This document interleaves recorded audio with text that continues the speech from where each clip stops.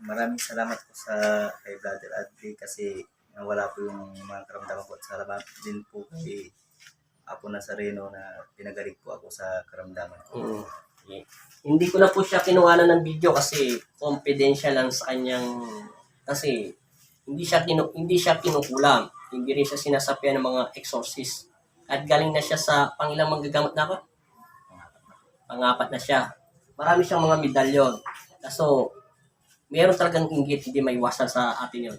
Sakit na ng mga Pilipino.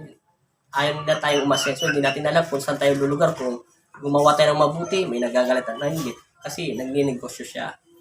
Hininto ko yun, pero alam naman ang kumpare niya yung kumukuha ng video namin, dalawa lang naman sila. Kahit anong sundot ko doon sa sikmura niya, sobrang tigas. Ngayon, sobrang lambot na.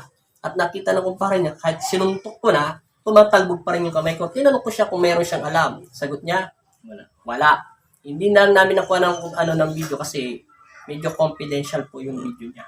Alam niyo na po bakit confidential. Kasi pag sinabing may nainggit, malapit lang po yun. Kasi nagninegosyo po sila ng bagong, di ba? Taga Pangasinan siya. Pangasinan, anong lugar niyo? Sa Santa Barbara po. Santa Barbara, Pangasinan. Tumayo na sila sa Pampanga. Importante, nawala na yung sakit niya. At saka yung naramdaman mo. Yung mga sakit ko po sa leg, sa tiyan mo. Okay na. Okay, ninaantok na siya.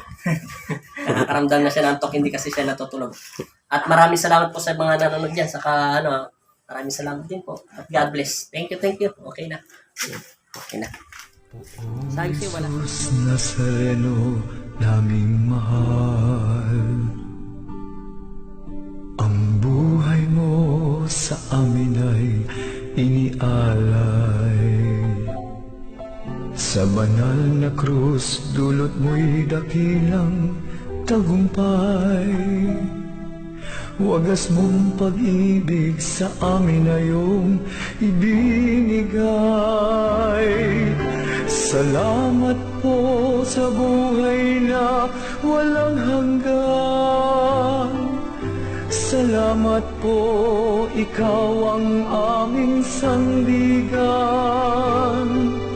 Salamat po, niligtas mo kami sa mga kasalanan.